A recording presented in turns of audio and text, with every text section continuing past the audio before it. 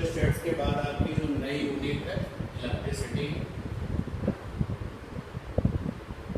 और इस यूनिट का जो पहला चैप्टर है दैट इज इलेक्ट्रिक करंट। ये आपका यूनिट का फर्स्ट चैप्टर है इलेक्ट्रिक करंट। तो आज की क्लास में इस चैप्टर में जैसी हेडिंग है, चैप्टर का जैसा नाम है ना, उसी तरीके का क्वेश्चन भी है। What is electric current? Electric current क्या होता है? शायद ही क्लास में कोई ऐसा होगा जिसको इस क्वेश्चन का आंसर नहीं पता। इलेक्ट्रिक करंट का जो नाम सबसे काम का है वो ये charge flux. Charge flux, electric current is also called the charge flux. और फ्लक्स क्या होता था? फ्लक्स वो क्वांटिटी होती थी जो किसी भी एरिया से 90 डिग्री के एंगल में या तो आती थी या फिर जाती थी। तो जब इसका नाम है इलेक्ट्रिक करंट को चार्ज फ्लक्स भी कहा जाता है। इसका मतलब है कि इलेक्ट्रिक करंट में भी किसी भी एरिया से 90 डिग्री के एंगल के साथ जो क्वांटिटी आएगी उसका नाम क्या होगा? चार्ज। जो जाएगी उसका नाम भी क्या होगा? चार्ज। अच्छा, ये नाम इम्पोर्टेंट क्यों है? ये नाम इम्पोर्टेंट इसलिए है क्योंकि फ्लक्स कभी एरिया पर डिपेंड नहीं करता। Flux not depend upon area, जबकि इसकी डेफिनेशन में एरिया होना बहुत जरूरी है। Flux not depend upon area, जबकि डेफिनेशन में एरिया अगर नहीं है तो इमेजिन करना पड़ता है। और इसलिए electric current also not depend upon area, क्योंकि इलेक्ट्रिक करंट का दूसरा नाम क्या है? Charge flux. और दुनिया में कोई भी फ्लक्स हो, चाहे चार्ज वाला फ्लक्स हो, चाहे इलेक्ट्रिक वाला फ्लक्स हो, चाहे मास वाला फ्लक्स हो, कोई भी फ्लक्स हो, वो कभी एरिया पे डिपेंड नहीं करते। वो किस पे डिपेंड करते हैं? क्वांटिटी पर। Flux not depend upon area, depend upon quantity. अब अगर आप इलेक्ट्रिक फ्लक्स में ये बात पढ़ चुके हैं और अभी याद नहीं है तो ये थोड़ा सा चिंता की बात है। Quantity depend upon quantity. तो इसलिए कॉमन सा क्वेश्चन रहेगा कि एरिया को 4 गुना करते हैं इलेक्ट्रिक करंट कितना हो जाएगा? आंसर इलेक्ट्रिक करंट को एरिया से लेना देना नहीं। अब ये चार्ज फ्लक्स है जिसका कि फेमस नाम इलेक्ट्रिक करंट है। तो जब फ्लक्स यहाँ पर आ गया चार्ज का फ्लक्स, तो कोई एरिया होगा। एरिया अगर दिया गया है तो बहुत अच्छी बात है, नहीं तो इमेजिन कर लेंगे।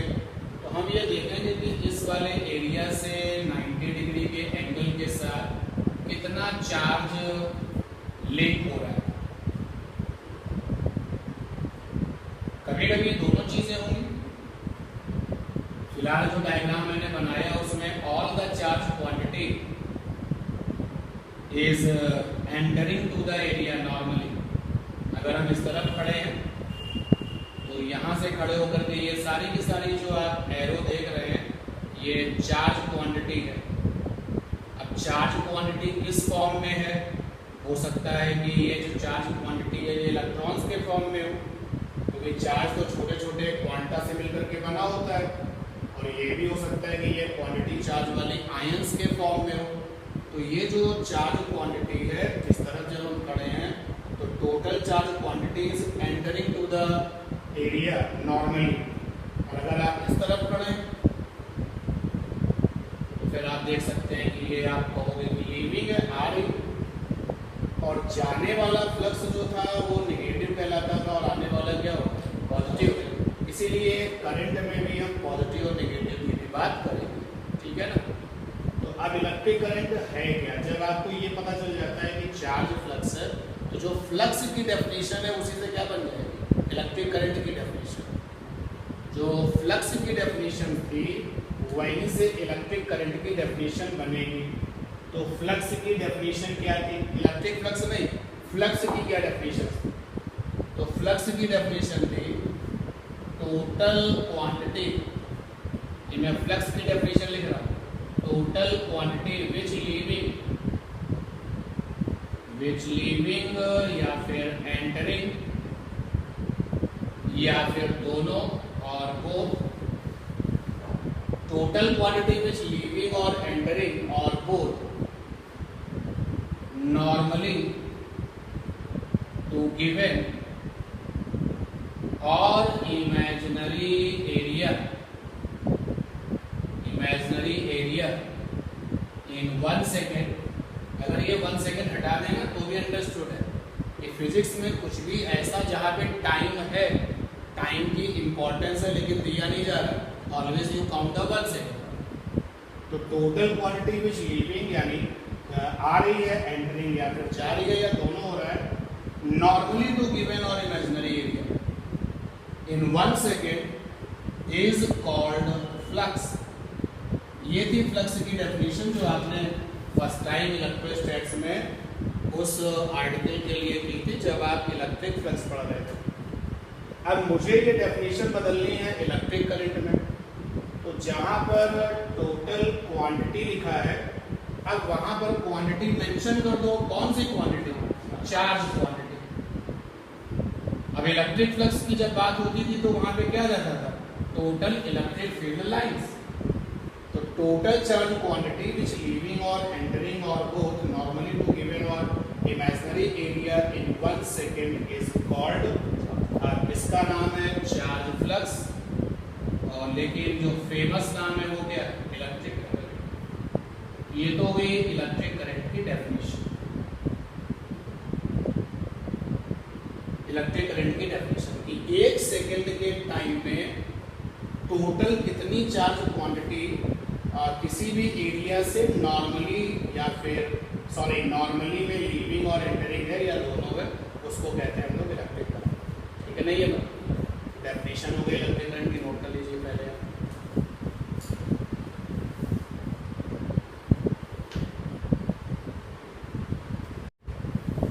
इलेक्ट्रिक करंट की डेफिनेशन हो गई। अब कुछ एडिशनल पॉइंट इसके साथ ऑलरेडी इन्वॉल्व हो जाएंगे। जैसे एक पॉइंट तो आपका यही हो गया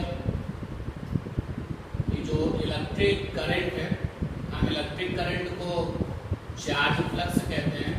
हम इसको I से लिखा करेंगे। Does not depend upon area.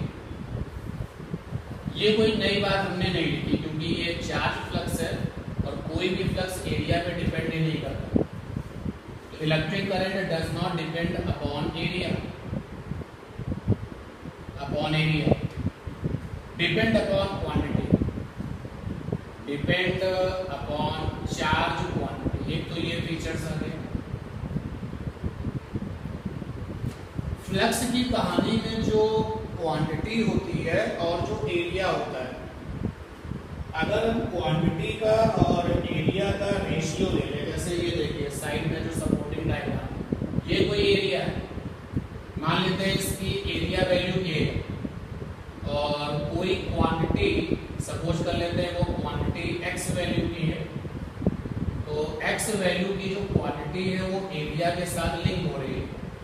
तो ये लिखा x, x का मतलब क्वांटिटी, और ये लिखा a फॉर एरिया। इसको बोलते हैं flux density. That is called the flux density. तो फ्लक्स डेंसिटी क्या होता है? तो फ्लक्स डेंसिटी होता है, flux density is equal to होता है टोटल क्वांटिटी जो एरिया के साथ लिंक है, और अपॉन में होता है area. That is called the flux density. और अब आपके लिए जो एरिया है वो वेक्टर क्वांटिटी है। तो जो फ्लक्स डेंसिटी है वो कैसे हो जाएगी? वेक्टर। भाई जो क्वांटिटी है वो कैसे होती है? स्केलर। और नीचे ये एरिया है, एरिया को तो किस में लिख सकते हो? वेक्टर में लिख सकते हो। तो जो ये फ्लक्स डेंसिटी है वो कैसे हो जाएगी? वेक्टर। अब हम आते हैं इसी चैप्टर में। इस चैप्टर में जो हमारे पास में क्वांटिटी है वो चार्ज वाली है, ये हमारे पास में एरिया है, और इस एरिया के साथ में लिंक होने वाली जो क्वांटिटी है दैट इज चार्ज। तो ये चार्ज क्वांटिटी है, और इस चार्ज क्वांटिटी के पीछे जो टाइम है वो कितना है? 1 सेकेंड। तो इस चार्ज क्वांटिटी का नाम क्या है? चार्ज फ्लक्स, और दूसरा नाम क्या है, इलेक्ट्रिक करंट। यहाँ पर जो टोटल क्वांटिटी है दैट इज चार्ज फ्लक्स, और इसी चार्ज फ्लक्स का नाम क्या है, इलेक्ट्रिक करंट। और ये हो गया आई अपॉन में एरिया सपोज कर लिया ए है। तो इस चैप्टर में इसी को कहा जाता है करंट डेंसिटी, क्योंकि आपने जो ऊपर क्वांटिटी ली है वो करंट वाली ली है, and that is why called the current density. और इसका सिंबल है जे, तो जे बराबर हो गया आई बाई ए। अब जिनको ये दिखाई दे रहा है जे बराबर आई बाई ए, जिनको ये दिख रहा है जे बराबर आई बाई ए, वो अर्जुन नहीं, क्योंकि आपके देखने में और अर्जुन के देखने में डिफरेंस है।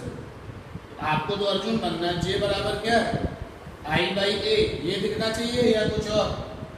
जे बराबर आई बाई, ये ए नहीं है, ये वो एरिया है, वो एरिया जो परपेंडिकुलर टू क्या है, फ्लो। बोलो भाई, आप देखो ना, ये फ्लो है ना, तो फ्लो के परपेंडिकुलर जो एरिया होता है उसको लिया जाए।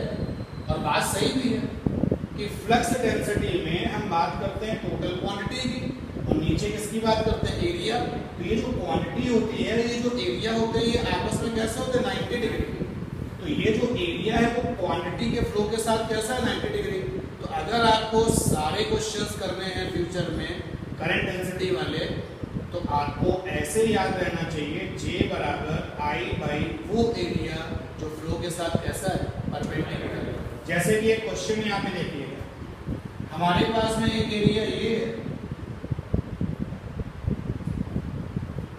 और एक एरिया ये है। ये वाला जो एरिया है दैट इज 20 मीटर स्क्वायर, और जो ये वाला एरिया है दैट इज 100 मीटर स्क्वायर। और फिर ये कैसे एरो बनाया गया, यहाँ पे लिखा हुआ है 20 एम्पियर। इलेक्ट्रिक करंट की जो एसआई यूनिट है वो क्या होती है, एम्पियर।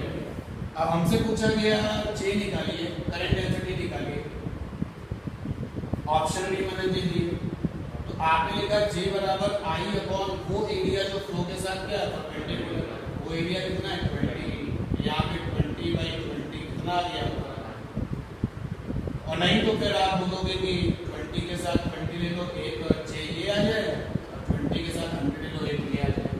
तो जब आप करंट डेंसिटी की बात करते हैं तो कुछ चीज़ें हमेशा के लिए अपने दिमाग में रखिए कि एरिया को वेक्टर बना चुके हो तो फ्लक्स डेंसिटी यहाँ पर क्या हो जाएगी, वेक्टर। फ्लक्स डेंसिटी क्या हो जाएगी, वेक्टर। क्योंकि जो टोटल क्वांटिटी है वो हमेशा स्केलर होती है, और यहाँ पे इस टोटल क्वांटिटी का नाम है चार्ज फ्लक्स, जो कि इलेक्ट्रिक करंट कहलाता है। इलेक्ट्रिक करंट आपकी स्केलर है, तो अगर हम लोग एरिया पर वेक्टर लगाएंगे तो फिर जे पर भी क्या लगा देंगे, वेक्टर। ठीक है ना ये बात। दूसरा कि इस फार्मूले में नीचे वो वाला एरिया आता है जो करंट के साथ कैसा है, परपेंडिकुलर। करंट के साथ परपेंडिकुलर मतलब फ्लो के साथ परपेंडिकुलर, क्योंकि करंट अपने आप में क्या है, फ्लो। तो करंट के साथ परपेंडिकुलर मतलब फ्लो के साथ परपेंडिकुलर। तो यहाँ पर हम बात कर रहे हैं करंट डेंसिटी, और करंट डेंसिटी कहाँ से आया, करंट डेंसिटी आया है from the flux density. Note कर लीजिए, ये साइड वाली चीजें नोट नहीं करनी। Current density depends upon the area. दिख रहा है मुझे, एरिया कम या ज्यादा होगा तो फ्लक्स डेंसिटी पे फर्क पड़ जाएगा। तो करंट डेंसिटी एरिया पर डिपेंड करती है, जबकि करंट एरिया पर डिपेंड नहीं करती है। करंट चार्ज का फ्लक्स है, और फ्लक्स की डेफिनेशन में एरिया होना चाहिए, एरिया के बिना काम नहीं चलेगा।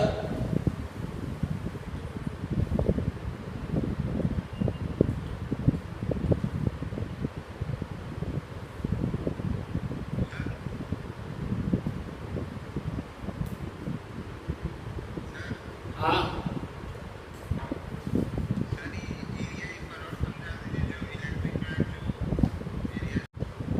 अभी तक के डिस्कशन में जो फार्मूले डेवलप हुए हैं, जरा उनको एक बार फ्रेमिंग करके लिखें। अभी तक के डिस्कशन में जो फार्मूला आया है electric current I is equal to that is value of charge quantity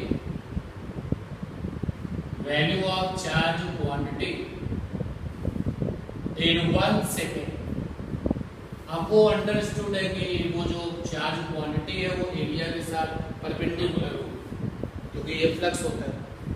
इसी को अगर हम लोग न्यूमेरिकली बदलें तो वैल्यू ऑफ चार्ज क्वांटिटी, चलो मान लिया Q टोटल, ध्यान देना इधर, कुल कितना चार्ज है तुमने कहा Q टोटल, कुल कितना टाइम है T टोटल।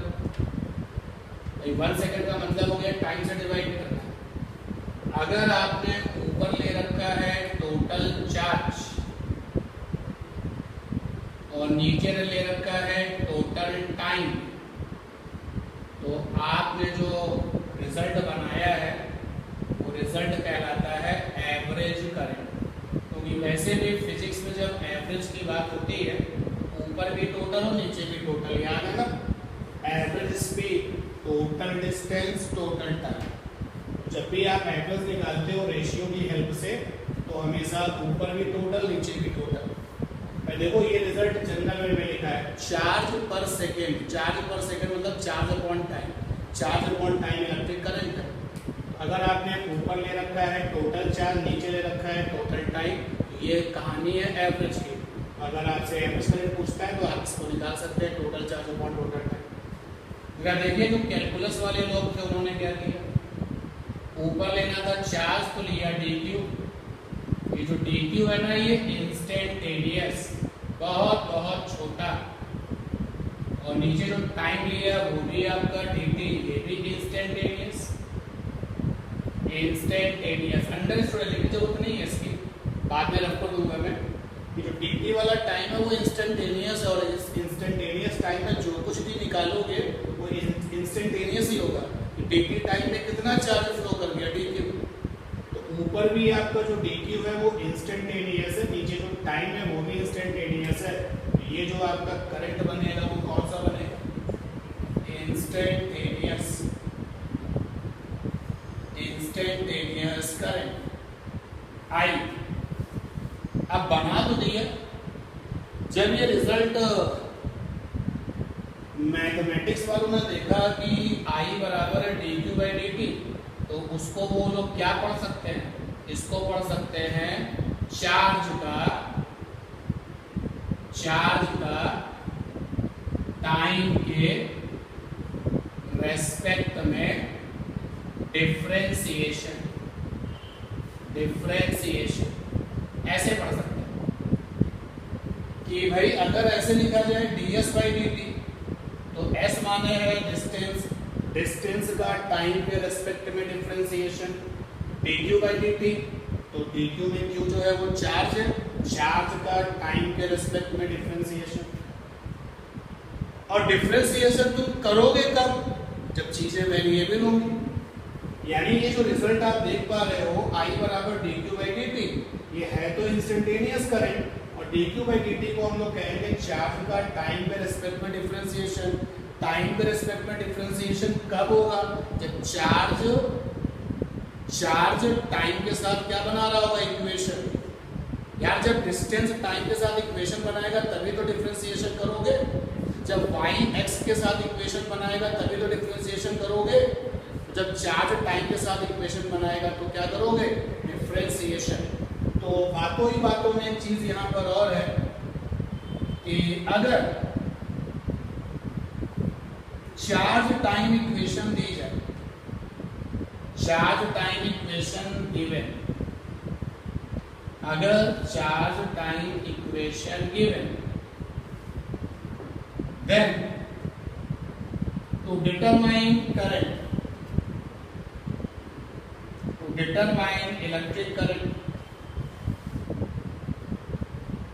I, अगर आप इंस्टेंटेनियस के लिए जा रहे हो, I बराबर differentiation of charge with respect to time, WRT मतलब विद रेस्पेक्ट टू टाइम।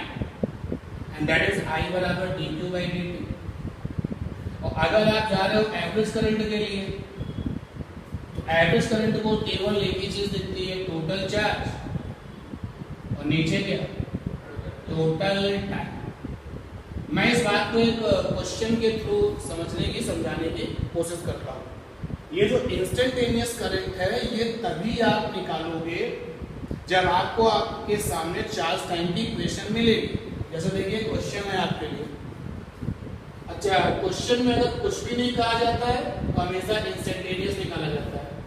हमारे पास में प्रॉब्लम है, चार्ज है बड़ा Q और टाइम है T, तो कैपिटल Q बराबर है 3t स्क्वायर माइनस का 16 प्लस का 2।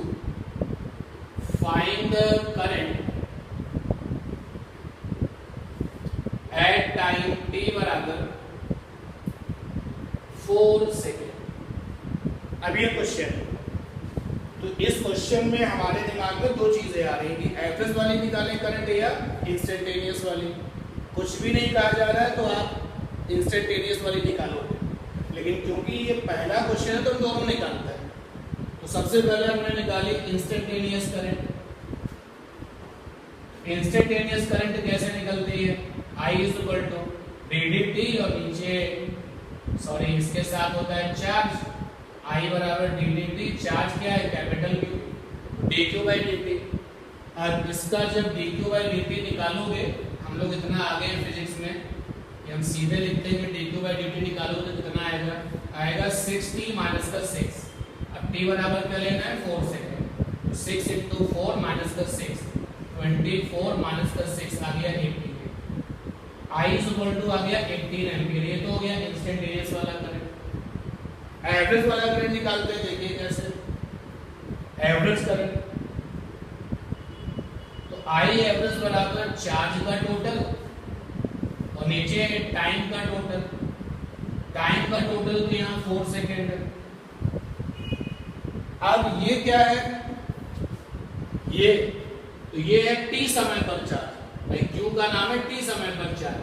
तो 4 सेकंड में कितना चार्ज होगा, तो हमने यहाँ पे t की जगह पे 4 लिख दिया, 4 का स्क्वायर माइनस 6 इंटू 4 प्लस का 2।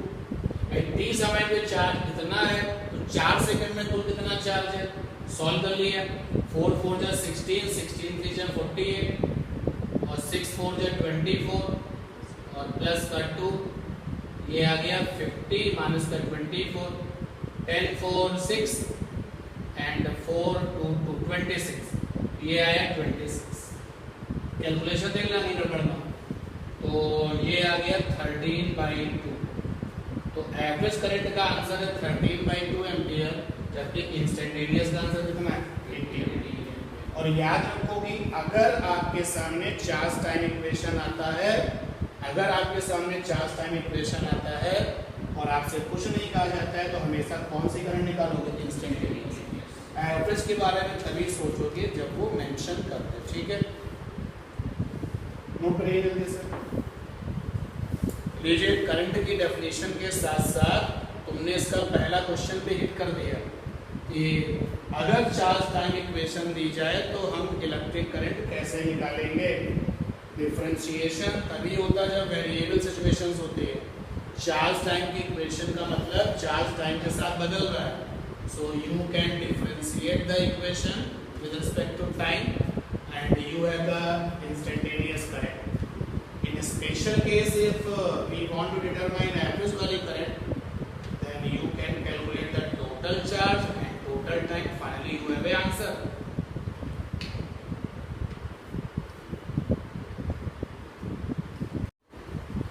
चार्ज और टाइम का इक्वेशंस में तो करंट निकलेगी डिफरेंशिएट करके, अगर आप इंस्टेंटेनियस पर चलते हो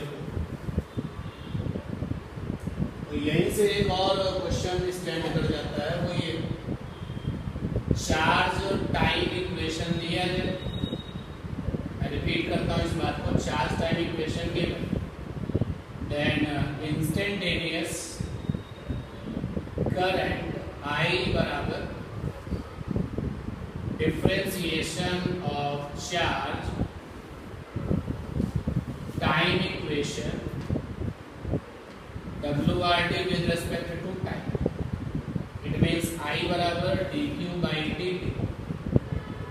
ये दिमाग में अब कॉन्सेप्ट आ जाना चाहिए कि डिफरेंशिएशन ऐसे नहीं करते, डिफरेंशिएशन सिचुएशन में ही सेट होता है, तभी होता है। अब ध्यान देना इधर, थोड़ा सा टाइम इधर दें। अगर हम इसको क्रॉस मल्टीप्लाई करते हैं डी क्यू बराबर क्या हो जाएगा, आई डी, और फिर इंटीग्रेट कर लें तो इस डी क्यू का क्या हो जाएगा, क्यू, और ये आई डी टी। ये जो राइट हैंड साइड में लिखा है आई डी टी, इसको कैसे पढ़ोगे, इसको पढ़ोगे इंटीग्रेशन ऑफ करंट। आई दिख रहा है ना, तो आई मींस क्या, current. Integration of current with respect to time, और integration of current with respect to time किसके इक्वल, चार्ज के इक्वल। तो इंटीग्रेशन के बारे में तब सोचो जब करंट टाइम इक्वेशंस दी जाए, यानी कि करंट टाइम इक्वेशंस का इंटीग्रेट करके क्या मिल जाएगा, चार्ज, और चार्ज टाइम इक्वेशन को डिफरेंशिएट करके क्या मिल जाएगी, current.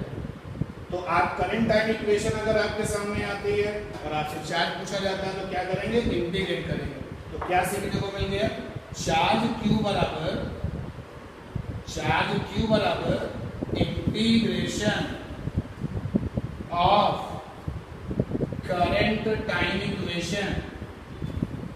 Current time equation with respect to time.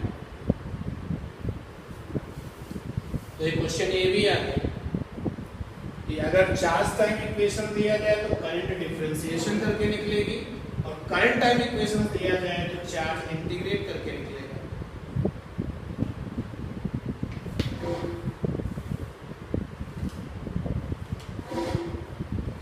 एक क्वेश्चन सेट करते हैं हम इस पर, और फाइनली ये रहा क्वेश्चन आपके लिए। Charge small Q,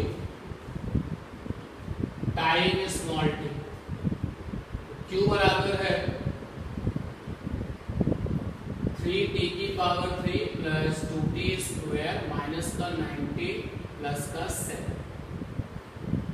find electric current eight t बराबर 1 सेकेंड। अब देखिए, बहुत ज्यादा वाइडली मत सोचिएगा। यहाँ पर आप चार्ज टाइम इक्वेशन से करंट चाहते हो, तो चार्ज टाइम इक्वेशन से करंट कैसे निकलती है, डिफरेंशिएशन से। और एवरेज के लिए अब मत सोचो अपनी तरफ से, जब एवरेज मांगे तभी सोचो, ठीक है। ये क्वेश्चन तो आपका ये हो गया। दूसरा क्वेश्चन ये है, करंट आई टाइम t,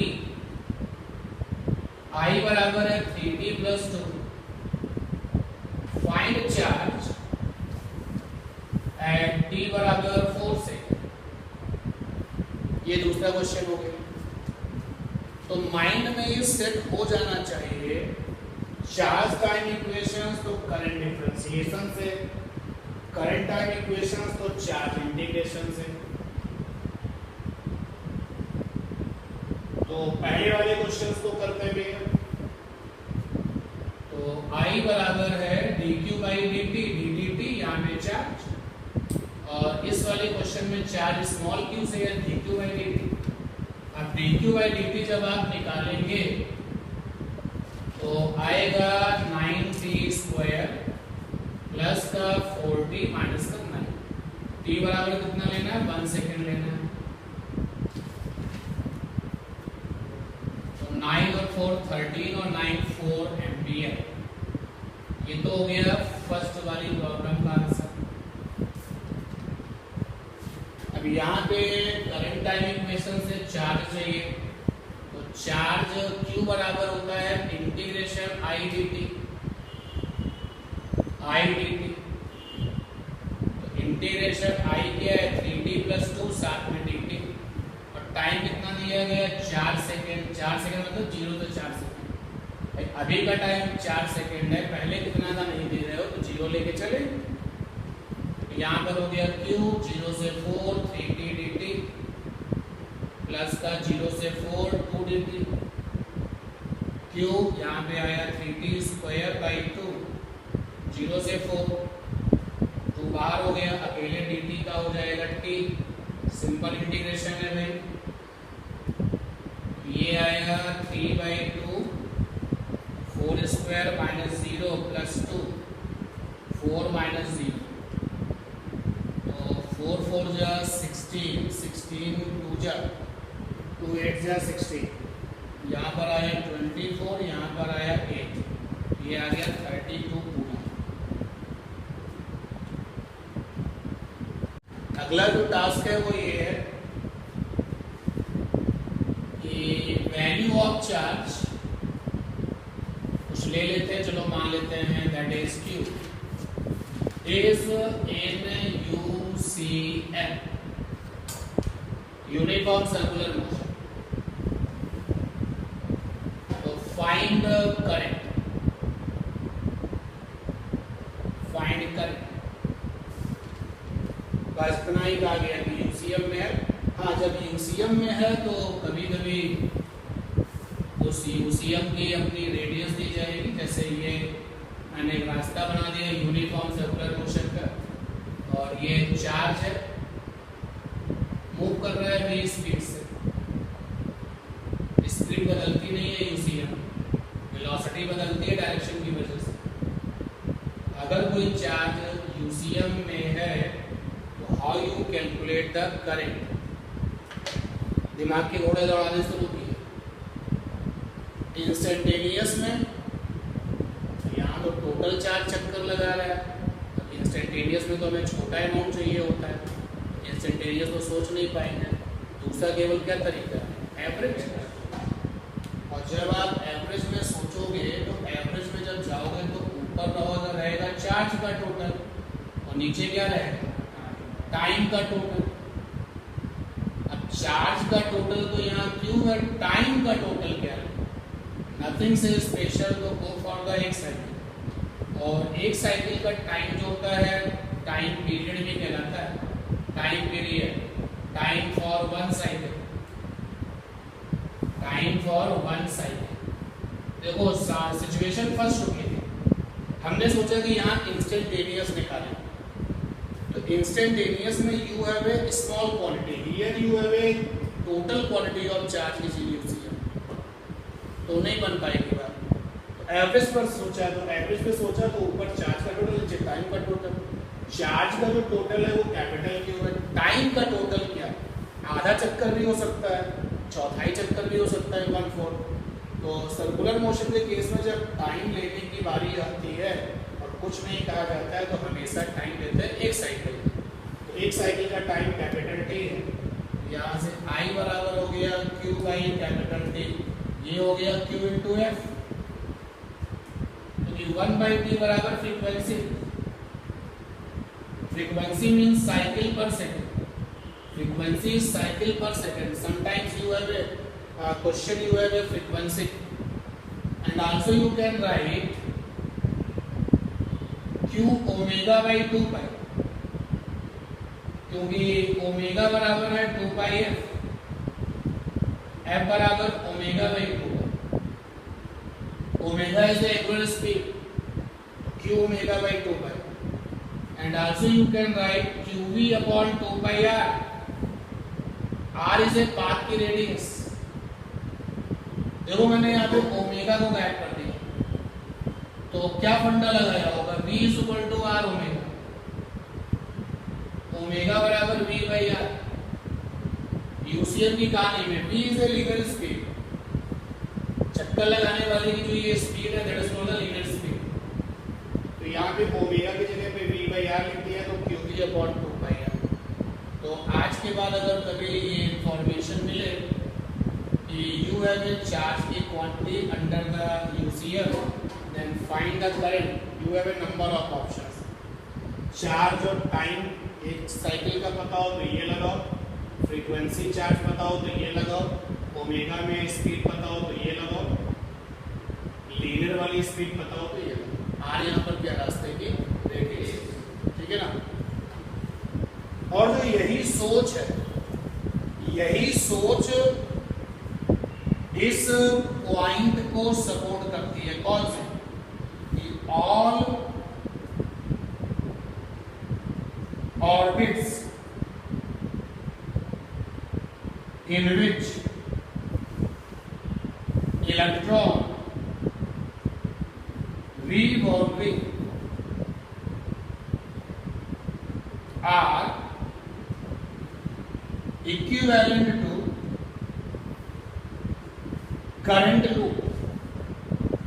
क्योंकि जितनी भी ऐसी ऑर्बिट्स है जहां पे इलेक्ट्रॉन है यानी कि चार्ज है, तो उन सारी की सारी ऑर्बिट्स में करंट है और जो कि लूप के फॉर्म में।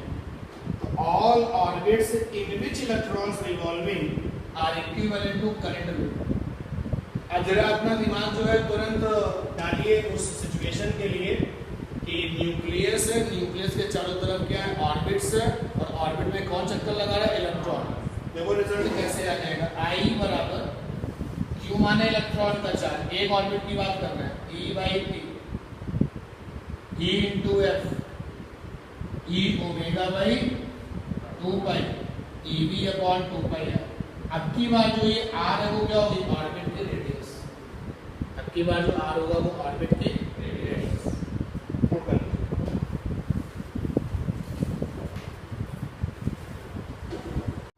तो जो नेक्स्ट क्वेश्चन है उसकी सिचुएशन पे ध्यान दें।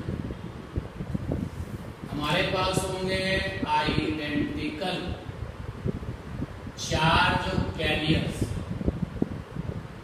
चार्ज के एक ही जैसे बहुत सारे छोटे छोटे टुकड़े, सारे के सारे चार्ज के छोटे छोटे टुकड़े। अब जैसे अगर हम ये बोले कि बहुत सारे पॉजिटिव आयंस यहाँ से वहाँ जा रहे हैं, इसका मतलब है कि ये सारे के सारे जो आयंस हैं these are the charge carriers और ये एक पर्टिकुलर डायरेक्शन में फ्लो कर रहे हैं, करंट बनेगी। क्योंकि क्वांटिटी ऑफ चार्ज का लीव और एंटर होना एरिया के साथ में, तो अगर आपके पास क्वांटिटी है एरिया नहीं है तो आप इमेजिन कर सकते हो, तो करंट बनाता है। आइडेंटिकल चार्ज कैरियर्स जिसमें कि हम यहाँ पे स्मॉल n जो है वो टोटल या अभी इसको डिस्क्लोज नहीं करते। Identical charge carriers form current, then calculate it. अगर आप एक ऐसा न्यूमेरिकल देखते हैं जहां पर आपको ये सुनाई पड़ता है कि इतने सारे कैरियर्स, कभी वो कैरियर्स आयंस होंगे, कभी पॉजिटिव वाले होंगे, कभी नेगेटिव वाले होंगे, कभी कभी ऐसा कहा जाएगा कि मोनोवैलेंट टाइप। तो मोनोवैलेंट का मतलब क्या होगा, जिनके पास में चार्ज कितना है 1.6 10⁻⁻19 coulomb. Bivalent, double, trivalent, triple, plus में है तो प्लस, निगेटिव है तो निगेटिव। तो कहा जाएगा आइडेंटिकल चार्ज कैरियर्स करंट बनाते हैं, तो आप उसको कैलकुलेट करिए। कभी कभी ये चार्ज कैरियर्स जो हैं वो इलेक्ट्रॉन्स होंगे, बहुत सारे इलेक्ट्रॉन्स फ्लो करें और करंट बन जाए। कभी कभी ये चार्ज कैरियर्स क्या होंगे, आयंस होंगे, पॉजिटिव नेगेटिव। तो कभी कभी जो है चार्ज कैरियर्स कोई भी पार्टिकल्स हो सकते हैं चार्ज वाले। तो करंट कैसे निकालेंगे, form current and calculated. Current निकालने के हमारे पास में तीन रास्ते हैं। पहला रास्ता है ये NQ/T, दूसरा रास्ता है ये NQ/A और तीसरा रास्ता है NQ/A। पहला रास्ता ये, दूसरा रास्ता ये और तीसरा रास्ता ये। और हर एक रास्ते का जो ये रिजल्ट्स यहाँ लिखे हुए हैं, आने वाले टाइम में आप इनका डेरिवेशंस करेंगे, अभी डेरिवेशन नहीं करेंगे, ठीक है ना। अब ये पहला वाला रास्ता है NQ/T, यूज इट जब charge carrier number small n given. ये जो स्मॉल n है वो चार्ज कैरियर नंबर है, और जो ये Q आप देख रहे हो ना, Q ये एक कैरियर पर चार्ज है, एक कैरियर पर चार्ज, और सारे के सारे कैरियर आइडेंटिकल है। जब एक कैरियर पर चार्ज Q है तो n कैरियर पे कितना हो जाएगा, NQ। ऊपर हो गया टोटल चार्ज, नीचे क्या हो गया टोटल टाइम। NQ/T कैसे बनाए तो तुमने सीख लिया, ठीक। ये जो सेकेंड नंबर पर फार्मूला है, इसको कब यूज करेंगे, यूज इट जब carrier number small n given पर unit area. Be careful about it. आप क्वेश्चन पढ़ेंगे तो आपको पता चलेगा कि कैरियर नंबर इतना है, लेकिन उसके आगे क्या लिखा होगा, पर यूनिट एरिया। जैसे हमने कहा कि 10 की पावर 20 इलेक्ट्रॉन्स पर यूनिट एरिया, तो यहाँ पर कैरियर का नंबर तो दिया गया, साथ में क्या दिया गया, यूनिट एरिया, पर यूनिट एरिया। तब आप फंडा लगाओ NQA। N माने कैरियर का नंबर पर यूनिट एरिया, Q माने एक कैरियर का चार्ज, A फॉर एरिया। अब इससे देखकर आप ये मत समझना कि सर यहाँ तो एरिया बदलेगा तो करंट बदल जाएगा। कई बार फिजिक्स में ऐसा होता है कि फार्मूले में जो लोग दिखते हैं लेकिन उससे रिजल्ट को कोई मतलब नहीं होता। अब ये तीसरा वाला है, उसमें उसको कब यूज करेंगे, use it when carrier number जो स्मॉल n है गिवन पर यूनिट वॉल्यूम। और अभी आगे आप इसका और इसका डेरिवेशन पढ़ेंगे। अभी तो हमने इलेक्ट्रिक करंट की डेफिनेशन देखी है, और डेफिनेशन के बाद उसके जो बेसिक क्वेश्चंस हैं उसकी बात हो रही है। अगर क्वेश्चन में बहुत सारे कैरियर मिल करके करंट बनाते हैं तो केवल 3 क्वेश्चन हमारे पास आते हैं। कुछ क्वेश्चन इस पे निकलेंगे, कुछ इससे निकलेंगे, कुछ इससे निकलेंगे। तीसरे वाले को तब यूज करना जब n कैरियर का नंबर है, साथ में क्या प्रिंट होगा, यूनिट वॉल्यूम। कैरियर नंबर है 10 की पावर 29 और आगे लिखा हुआ है पर मीटर क्यूब, मतलब क्या होगा, यूनिट वॉल्यूम। तो यहाँ पे n कैरियर का नंबर है, यूनिट वॉल्यूम में Q एक कैरियर पर चार्ज है, A आपका एरिया है। कैसा एरिया, फ्लो के परपेंडिकुलर। चार्ज जब चलेगा तो उसके 90 डिग्री के साथ जो एरिया होता है, और V तुम्हारे कैरियर की स्पीड है। यहाँ पर V क्या है, कैरियर की स्पीड, और यहाँ पर आपका n कैरियर का नंबर पर यूनिट एरिया, और यहाँ पर सिंपली n कैसा है, कैरियर का नंबर। उसके आगे ना तो छपा हुआ है यूनिट एरिया, ना ही छपा हुआ यूनिट। अब तो क्या होता है कि जब बच्चे इस बात को अपना समझ करके या याद करके रट करके अपने क्वेश्चंस निकालते हैं, तो कभी कभी क्वेश्चन ऐसे भी सेट होते हैं, कैरियर का नंबर होता है पर यूनिट लेंथ। सेट कैसा होता है, पर यूनिट लेंथ। तो जब हम लोग इसका डेरिवेशन करेंगे और इसका डेरिवेशन करेंगे तो यूनिट लेंथ पर अगर कैरियर का डिस्ट्रीब्यूशन है या कैरियर के बारे में बताया गया है पर यूनिट लेंथ कैसे डील करते हैं सीख जाए। फ्लो वाले क्वेश्चन आपके बोर्ड पर। तो अगला जो आपका बेसिक है, डायरेक्शन ऑफ इलेक्ट्रिक करंट। ये थोड़ा सा परेशान करने वाला क्वेश्चन हो सकता है, सब लोगों के लिए नहीं, कुछ लोगों के लिए। क्योंकि अभी थोड़ी देर पहले कहा गया था कि जो इलेक्ट्रिक करंट है वो स्केलर, तो स्केलर है तो डायरेक्शन नहीं होगी, ऐसा लगता होगा आपको। तो आपको बता दिया जाए कि जो वेक्टर होने के लिए आपको 3 कागज दिखाने पड़ते हैं। वेक्टर होने के लिए वैल्यू होना चाहिए, क्वांटिटी के पास मैग्नीट्यूड हो, दूसरा क्वांटिटी के पास क्या हो, स्पेसिफिक डायरेक्शन हो, निश्चित दिशा हो, और तीसरा क्या है, follow laws of vector addition. जो वेक्टर एडिशन के रूल हैं वो भी फॉलो करने चाहिए। अगर कोई क्वांटिटी 3 बातों को मानती है तो वो वेक्टर है। तो इलेक्ट्रिक करंट जो है वो तीसरी बात को नहीं मानती है, इसलिए इलेक्ट्रिक करंट जो है वो आपकी कैसी है, स्केलर, लेकिन इसके पास डायरेक्शन होती है। डायरेक्शन इसकी जो है कंसीडर की गई है, विजन के साथ आई है, क्योंकि जो इलेक्ट्रिक करंट है वो चार्ज का फ्लो है, और फ्लो की हमेशा क्या होती है, डायरेक्शन। तो फ्लो की डायरेक्शन होती है, डायरेक्शन कैसी होती है फ्लो की डायरेक्शन, नेचर में तो नेचुरल फ्लो है, नेचर में जब पानी बहता है तो हाई पोटेंशियल से लो पोटेंशियल, तो वही बात जो है यहाँ के लिए भी एक्सेप्ट कर ली गई कि करंट की जो डायरेक्शन है वो कैसे होती है, from high potential to low potential. Direction of electric current is according to law of nature। जो नेचर ने लॉ दिया है फ्लो का, उसके अकॉर्डिंग डिसाइड कर दी गई है। तो direction of electric current is according to law of nature, मतलब means electric current always directed मतलब flow from high potential to low potential, HP to LP, low potential.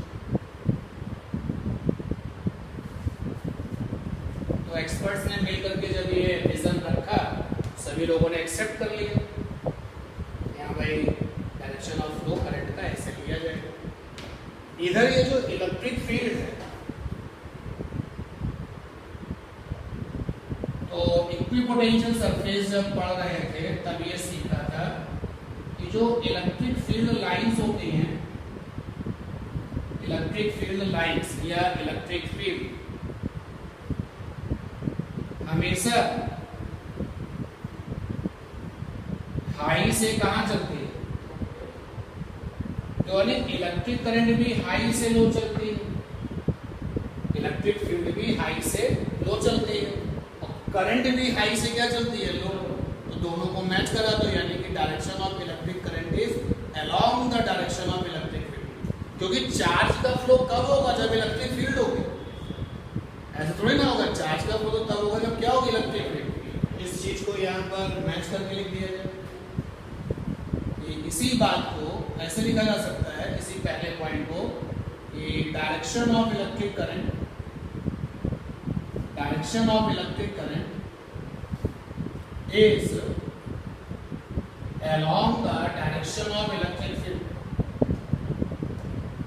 along the direction of electric field।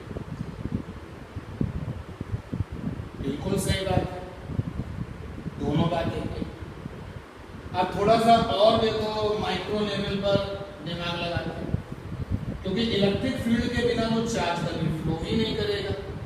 ठीक, तो मान लेते हैं कि मेरी इस इलेक्ट्रिक फील्ड पे प्लस वाले लोग भी हैं और माइनस वाले लोग भी हैं। तो प्लस वाले लोग किधर चलते हैं, फील्ड के साथ, और नेगेटिव वाले किधर चलते हैं, फील्ड से अपोजिट। अब देखो फिर से सिचुएशन सेट की जा रही है। इलेक्ट्रिक करंट की डायरेक्शन वही होती है जो प्लस की होती है, क्योंकि प्लस कैसा भाग रहा है, along the field. Electric current क्या हो गई, अलोंग द फील्ड। तो अब हमने फाइनली अपने दिमाग में, या जो तुमको भी पता होगा, इलेक्ट्रिक करंट की डायरेक्शन कैसी होती है, तो आप बोलते हो कि वैसे होती है जैसे कि प्लस वाले लोग चलते हैं। तो अब प्लस वाले लोग हमेशा फील्ड के साथ चलेंगे और नेगेटिव वाले लोग हमेशा फील्ड से उल्टा चलेंगे। तो आपने ये सुना होगा, आपने कहीं देखा भी होगा, खुद भी जानते होंगे, direction of electric current negative से जस्ट क्या होती है, उल्टी। नेगेटिव इधर चलता है उसके हमेशा क्या होती है, अपोजिट, और प्लस इधर चलता है हमेशा उसी तरफ होती है। तो ये वाली बात भी यहाँ पर लिख दिया है, और direction of electric current, direction of electric current is along flow of positive charge, along flow of positive charge and opposite to flow of negative charge। अब देखिए प्लस वाले लोग जो करंट बनाएंगे उसके डायरेक्शन ऑफ इलेक्ट्रिक करंट एक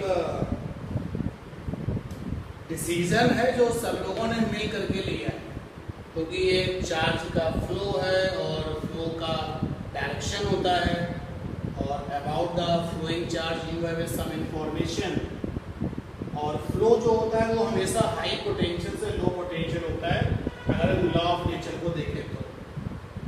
direction of electric current भी इसी तरीके से डिसाइड कर दी गई है, is according to law of nature.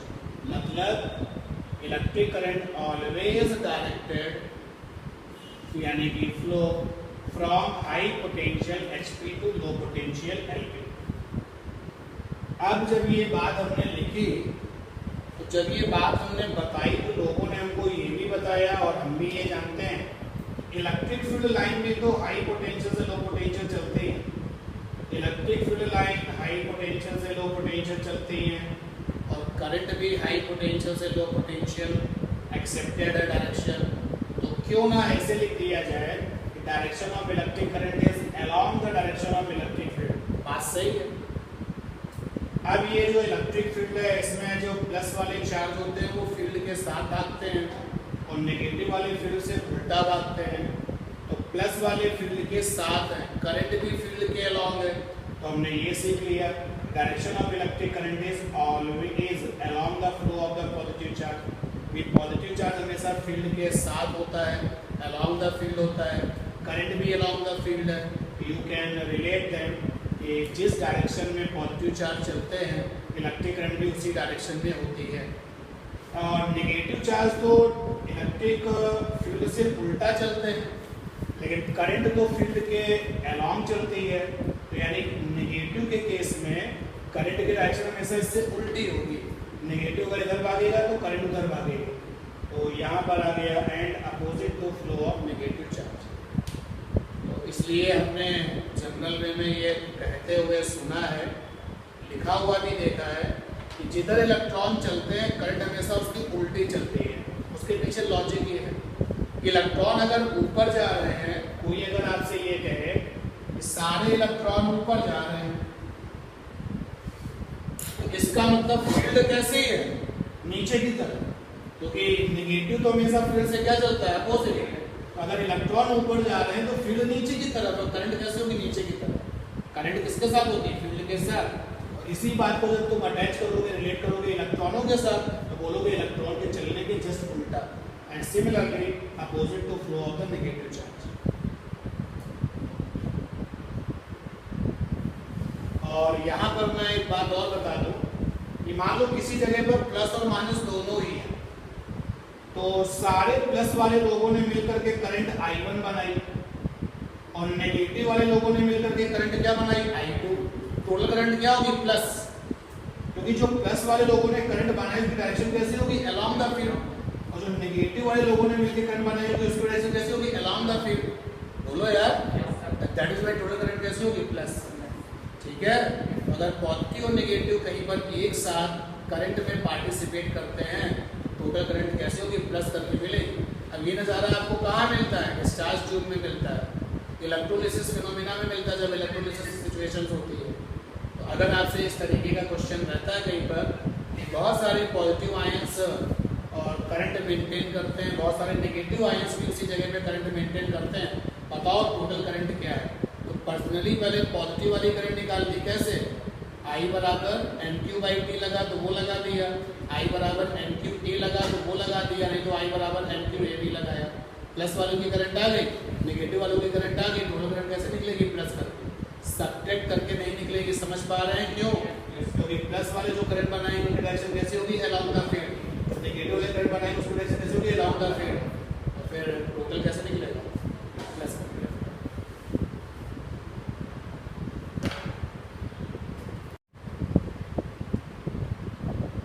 आप जानते हैं कि according to physics, not chemistry, according to physics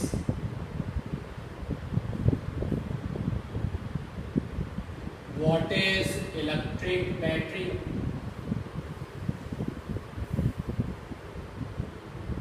छोटी पावर की है तो इलेक्ट्रिक सेल।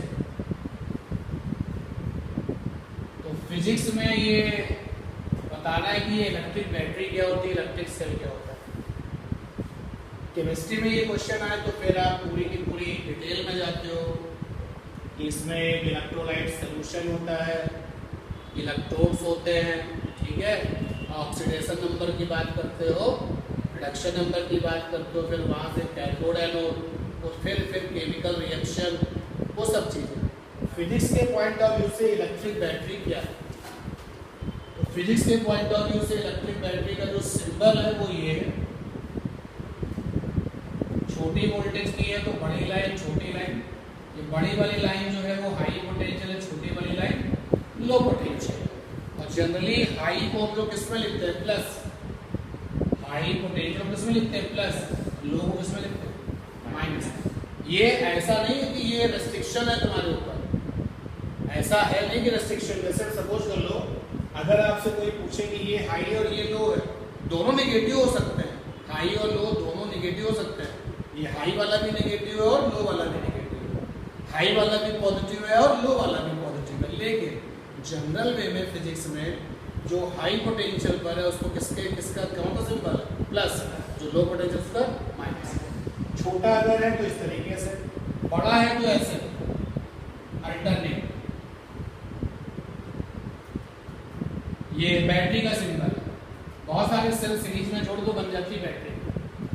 तो ये लीजिए पूरा का पूरा बंच जो है सीरीज में जोड़ दिया गया है सेल का, बैटरी बन गई है plus minus plus minus plus minus. तो सिंबल दो बैटरी का ये। अब ये बैटरी है क्या फिजिक्स के पॉइंट ऑफ व्यू से, क्या डेफिनेशन है? It is a device which can form electric field inside conductor। ये जो लिखा जा रहा है ये आज के पहले कभी नहीं हुआ। कंडक्टर के अंदर इलेक्ट्रिक फील्ड हमेशा क्या मिली थी? जीरो। अरे बोलो, इलेक्ट्रोस्टैटिक इक्विलिब्रियम कोई चीज थी? कंडक्टर के अंदर इलेक्ट्रिक फील्ड हमेशा क्या मिलते? जीरो। लेकिन बैटरी एक ऐसी डिवाइस होती है कि जब इसको कंडक्टर के साथ जोड़ा जाता है तो कंडक्टर के अंदर क्या बन जाती है? Electric field. तो फिजिक्स के पॉइंट ऑफ व्यू से बैटरी क्या है, सेल क्या है? तो ये एक ऐसा डिवाइस होता है जिसको कंडक्टर के साथ अगर जोड़ें तो कंडक्टर के अंदर क्या डेवलप हो जाती है? Electric field. ठीक है, नोट करिए। फ्री इलेक्ट्रॉन गैस मॉडल क्या है अबाउट द कंडक्टर? जो इंफॉर्मेशन हमारे पास है कि कंडक्टर के पास में कंडक्टर हैविंग रिच या हाई लिख सकते हो free electron density. Electron density का मतलब है नंबर ऑफ इलेक्ट्रॉन्स पर unit volume, number of electrons पर unit volume.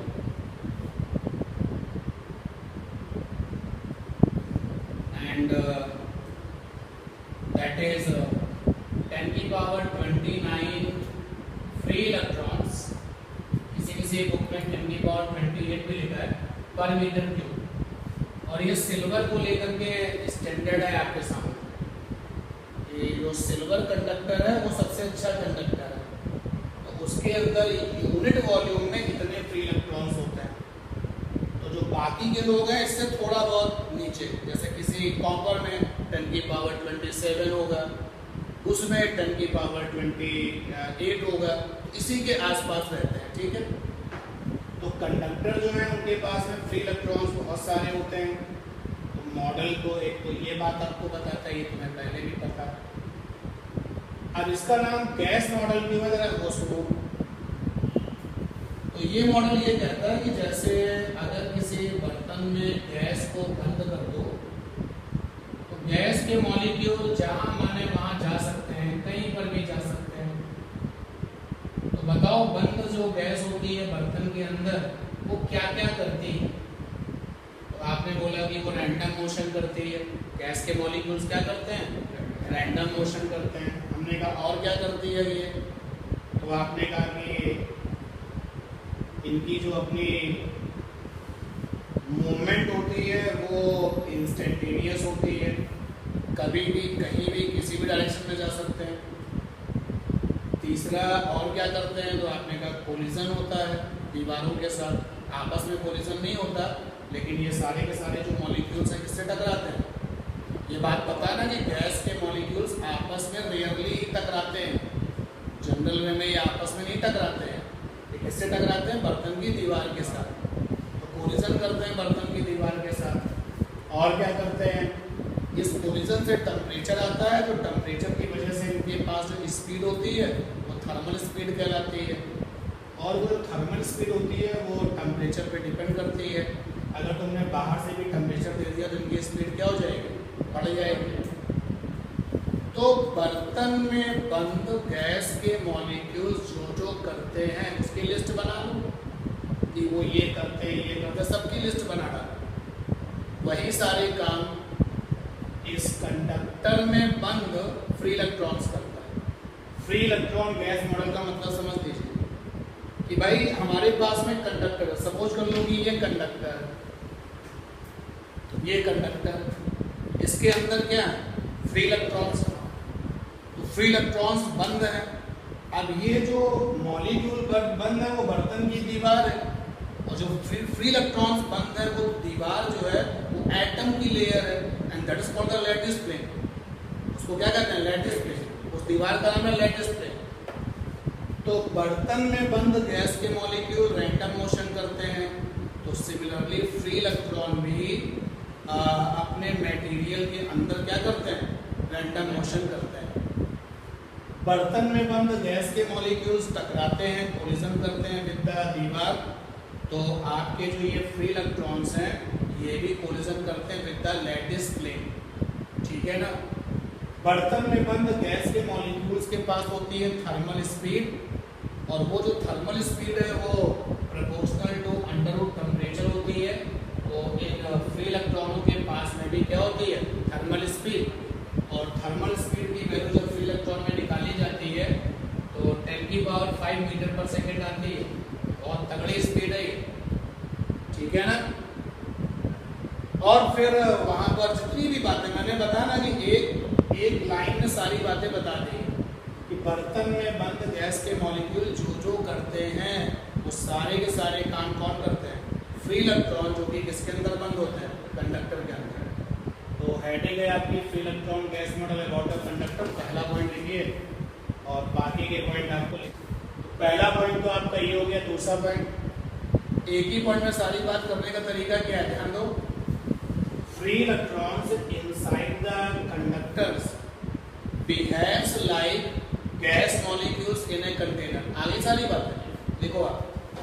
Free electrons inside conductor,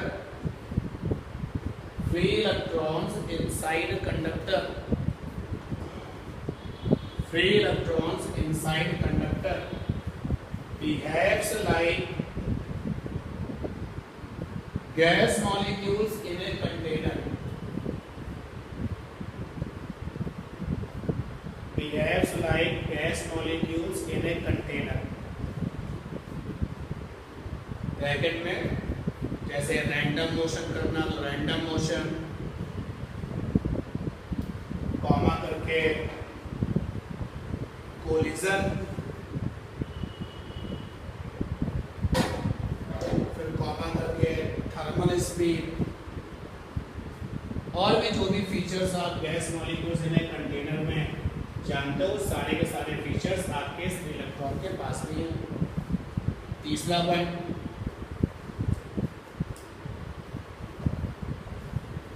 calculated thermal speed for free electron,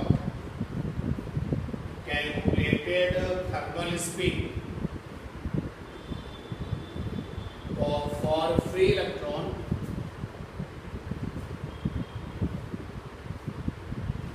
at room temperature is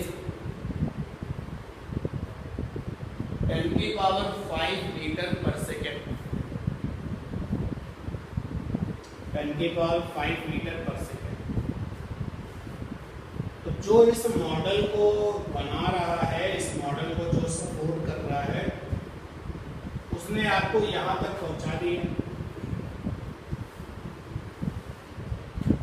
जब हम यहां तक पहुंचे तो एक क्वेश्चन हमारे दिमाग में आया कि अगर ये कंडक्टर, माने कि ये कंडक्टर है और अभी तक की इंफॉर्मेशन के साथ इलेक्ट्रॉन जो है रैंडम मोशन कर रहे हैं, 10⁵ मीटर पर सेकेंड से मोशन कर रहे हैं, तो इसका मतलब है कि इतने सारे इलेक्ट्रॉन 10⁵29 पर मीटर क्यूब है, जबकि यूनिवर्स का साइज कितना है, 10⁵25। ये नंबर बहुत बड़ा है। इतने सारे इलेक्ट्रॉन अगर मोशन कर रहे हैं तो कंडक्टर में क्या होगा? करंट होगा। कि जहाँ पे चार्ज का फ्लो होगा वहाँ पे क्या बनेगी? करंट। तो हम अगर कंडक्टर को टच करें तो ये मुझको झटका देना चाहिए, बट ऐसा तो नहीं होता। तो या तो वो बात गलत है जो तुम लोगों ने बताई है, जो लिखी है, तो अभी तक जो तुम लिख चुके हो उसके अकॉर्डिंग तो झटका मिलना चाहिए, शॉक लगना चाहिए। लेकिन अगर कंडक्टर को ऐसे टच कर ले, नहीं आपका जो लोहे का दरवाजा है घर का, कंडक्टर ही तो है, टच करो झटका कहाँ लगता है? तो जनरल में कंडक्टर के पास इलेक्ट्रिक करंट तो नहीं है। इलेक्ट्रिक करंट नहीं है इसका मतलब चार्ज फ्लो नहीं कर रहा है। इसका जवाब दीजिए। तो इस मॉडल को सपोर्ट करने वाले लोगों ने इसका क्या जवाब दिया? उन्होंने कहा कि ये जो रैंडम मोशन है वो इस तरीके से होता है कि जो नेट फ्लो ऑफ चार्ज है वो हमेशा जीरो होता है। देखिए इलेक्ट्रॉन कहाँ जाएंगे पता नहीं, कहीं भी जा सकते हैं। तो मुझे करंट बनानी है तो मुझे एरिया एज्यूम करना पड़ेगा। ये मैंने एरिया ले लिया। तो अब इस एरिया से जितने फ्री इलेक्ट्रॉन इधर आएंगे उतने ही फ्री इलेक्ट्रॉन किधर जाएंगे? उस तरफ जाएंगे। जो नेट फ्लो ऑफ चार्ज है वो क्या हो गया? जीरो। करंट क्या आ गया? जीरो। आपने एरिया यहाँ ले लिया, उसके साथ भी यही हुआ।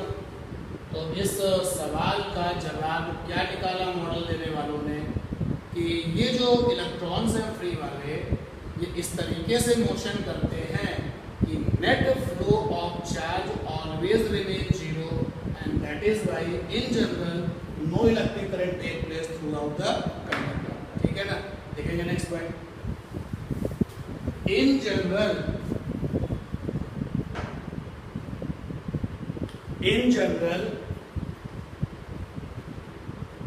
all free electrons inside conductor, in general all free electrons inside conductor maintain their motion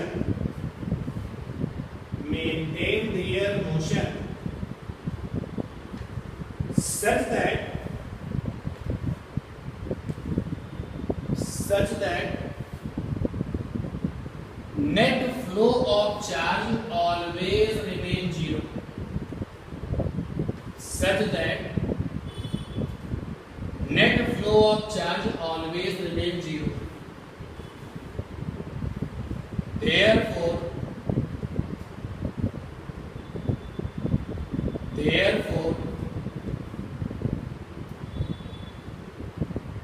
no electric current take place throughout the conductor. Therefore, no electric current take place throughout the conductor.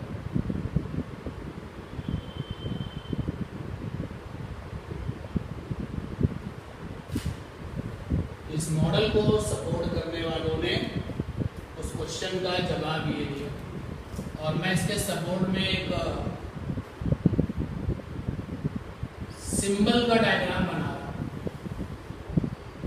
ये जो dotted आप देख रहे हो ये area है, क्योंकि आपके पास क्वांटिटी तो है, करंट के लिए एरिया होना चाहिए। तो इमेजिन कर लीजिए। तो किसी का मन था उसने एरिया ऐसे इमेजिन किया। तो इस एरिया के करस्पॉन्डिंग जितना फ्लो इधर है उतना ही फ्लो इधर है, नेट फ्लो जीरो। सिमिलरली यहाँ पर भी नेट फ्लो जीरो, यहाँ पर भी नेट फ्लो जीरो और यहाँ पर भी नेट फ्लो जीरो। कोई भी इलेक्ट्रिक करंट नहीं है। ध्यान दें, ये डायग्राम बनेगा बाद में। अच्छा, जो ये पॉइंट आपने लिखा उसके बाद ये डायग्राम आपका बन जाएगा।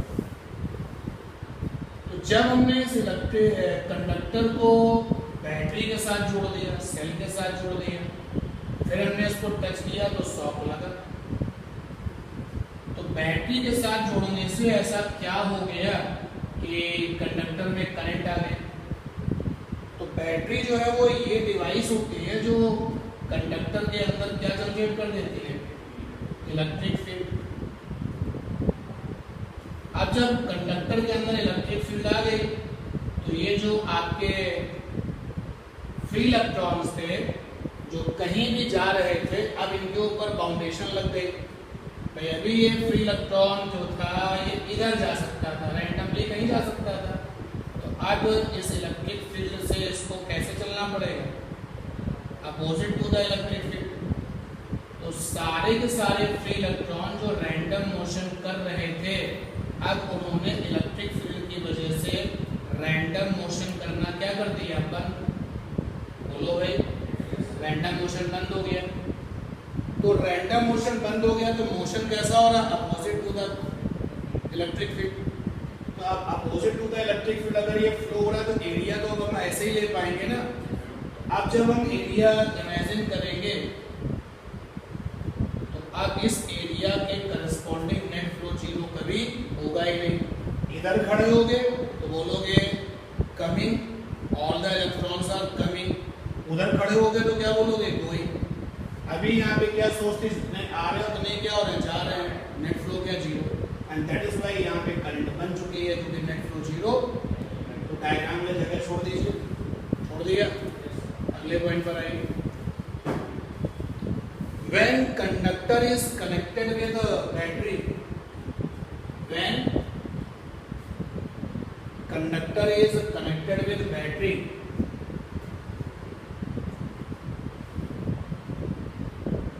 then all the free electrons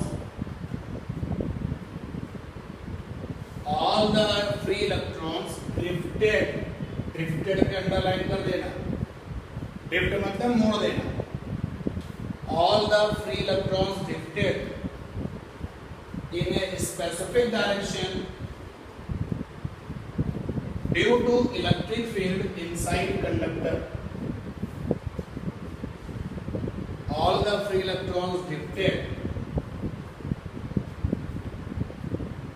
in a specific direction due to electric field inside the conductor. Full stop. और इसी ड्रिफ्टिंग की वजह से हम ये कह पाएंगे, अगर हम एरिया कंसीडर करें तो अब इस तरीके से सोच नहीं बनेगी। जहां हमारा वहां एरिया ले लिया, हमने देखा फ्लो स्पेसिफिक हो चुका है तो हमारा एरिया फ्लो के साथ क्या होगा, परपेंडिकुलर। और चूंकि अभी स्पेसिफिक सिचुएशन है, या तो जा रहा है या फिर नेट फ्लो कभी जीरो। फुल स्टॉप करके लिखें, due to drifting of free electrons, due to drifting of free electrons,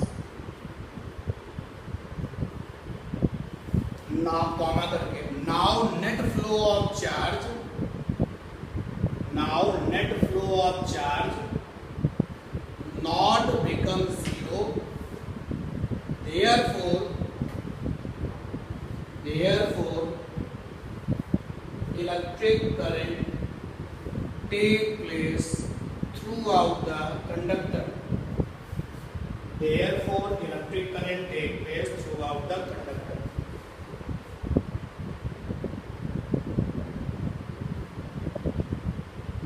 तो इस पॉइंट के बाद ये डायग्राम बनेगा और इसके पहले वाले पॉइंट के बाद ये डायग्राम बनेगा।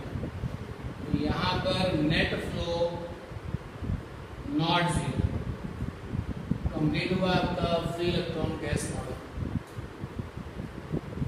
अब जब ये इलेक्ट्रॉनों की ड्रिफ्टिंग हो जाती है, ड्रिफ्टिंग से पहले उनकी जो स्पीड थी वो कितनी थी, 10⁵, और ड्रिफ्टिंग के बाद जो उनकी स्पीड है वो क्या होती है, 10⁻⁴। और इसको क्या बोलते हैं, ड्रिफ्टिंग स्पीड। तो अब आगे हम लोग नेक्स्ट वाली क्लास में ड्रिफ्टिंग स्पीड जानेंगे और रिलैक्सेशन टाइम जानेंगे, बीइंग फ्री पाथ जानेंगे, वो अलग है। ठीक है, फ्री इलेक्ट्रॉन गैस मॉडल में इतने पॉइंट लिख के आइएगा। कितने पॉइंट हो गए,